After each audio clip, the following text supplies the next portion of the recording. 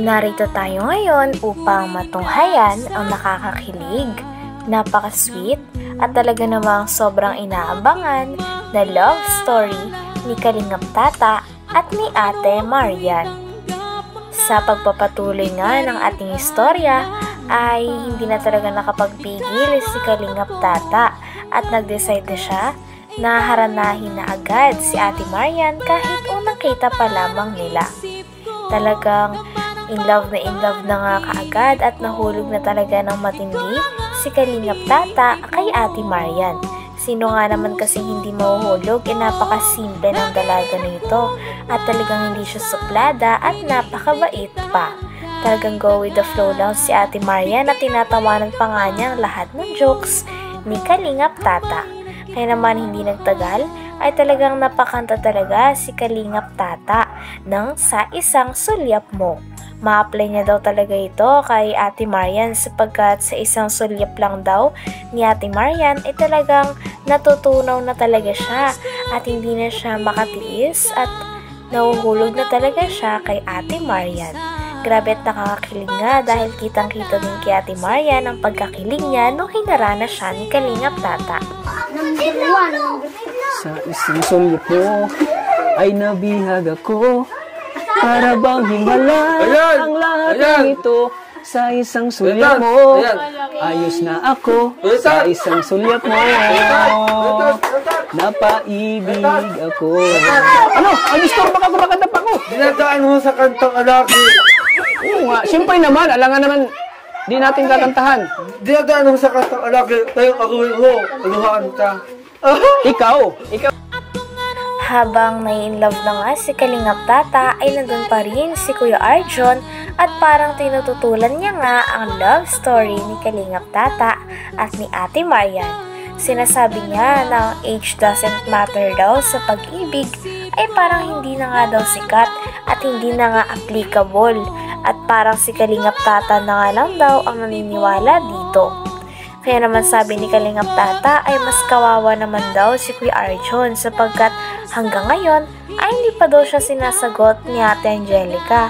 Kaya natawang-tawa naman si Ate Marian sa dalawa sapagkat para silang bata na nag-aaway.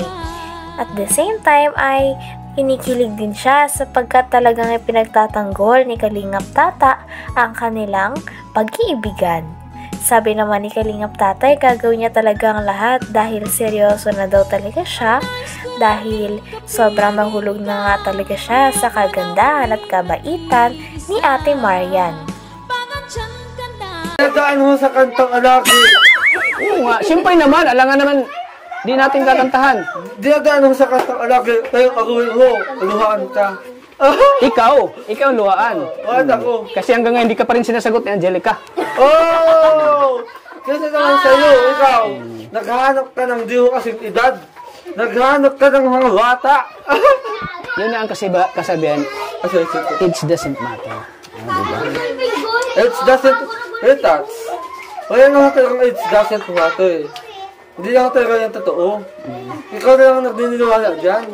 Totoo yan. Ang dami ngayon, di ba? Nabalitaan mo ba, ang dami ngayon nagkakatuluyan na tingnan mo, oh! Tara na!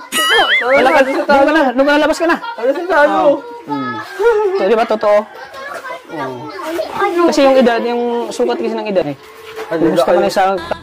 Nung patapos na nga ang video ng dalawa ay nagpasalamat naman si Kalingap Tata kay Ate Marian dahil nakilala niya daw ang dalaga na ito na talagang nakapagbabago na naman ang kanyang damdamin at buhay.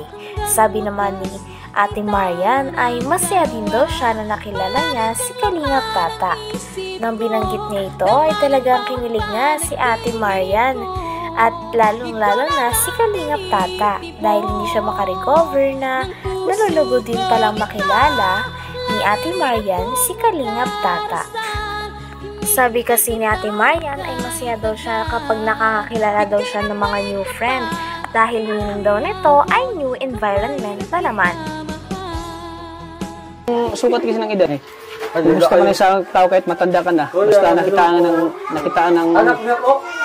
Basta nakitaan ka ng na mabait ka, responsable ka. hindi na sukat sa edad yun. Tulad sa'yo, wala ka pang kakayahan na buhayin. Walang problema tatay, wala man. Kailangan mo talaga palang magsikap mag-aaral. Opo. Sa'yo masaya ako Marian, ang kailangan ko. Same po. Ikaw din, masaya ka? Ano po, mas gusto ko po yung nakakilala ng bagong part para may environment mo po. Wow, grabe. Thank you. Okay. Okay lang ba na mas ako sa edad mo? Mas ahead ako ng edad mo. Ilang taon ka na po? Hulaan mo kung ilang taon. 31. Ha? 31. Ay, salamat. Tama na, nahulaan mo.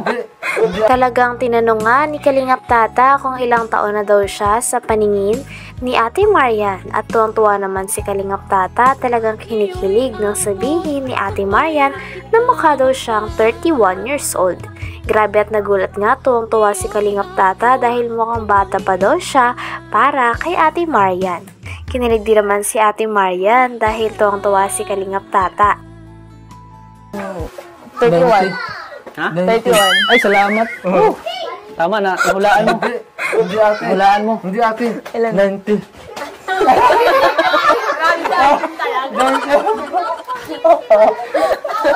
Grabe no, bata pa wala ako sa paningin mo.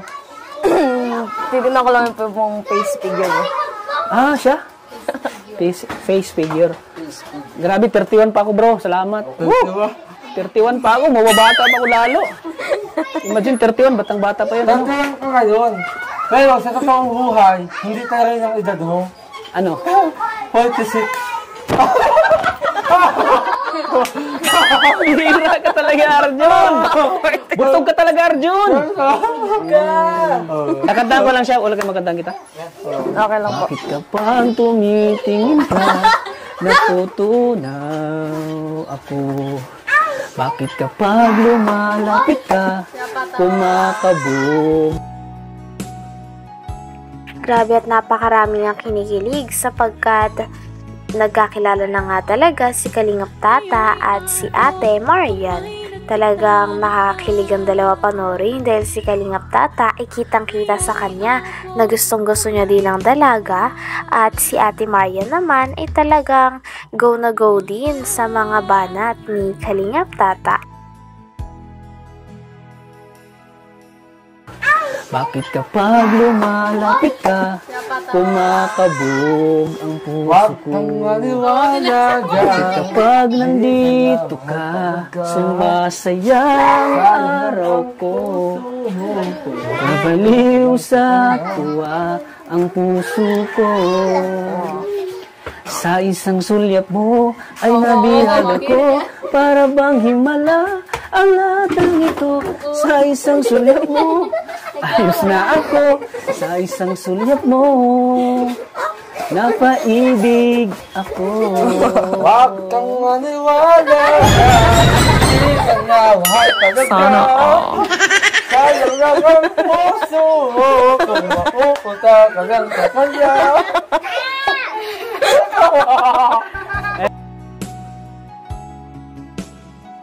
Grabe at sana nga magkaroon pa nga ng part 2 ang kanilang pag-ibigan at kanilang pagkikita dahil napakaraming fans na nga ang nangihingi ng part 2 nito dahil sila din ay kinikilig kay Kalingap Tata pati na rin sa napakagandang dalaga at napakabait na dalaga na si Ate Marian. At sana kapag pumunta kami dito, andito ka na kagad sa kinaupuan mo. Oo. Para, kung halimbawa, okay lang ba siya na mabisita ako ulit dito? Depende po pag nandito din ako. Pag nandito. Paano pag wala ka dito? Ay, di ba naman po?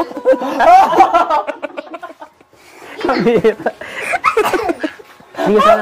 sana maano kita, machimpon kita dito na lagi mo. Okay po. Kasi, may na kasi ako dito may 3 beneficiaries ako dito na tinutulong. Hanggang dito na lamang muna ang ating nakakakilig, napaka-sweet at talaga namang sobrang nagtitrending na istorya ni Kalingap Tata at ni Ate Marian. Maraming salamat sa inyong panonood. Hanggang sa muli. Bye!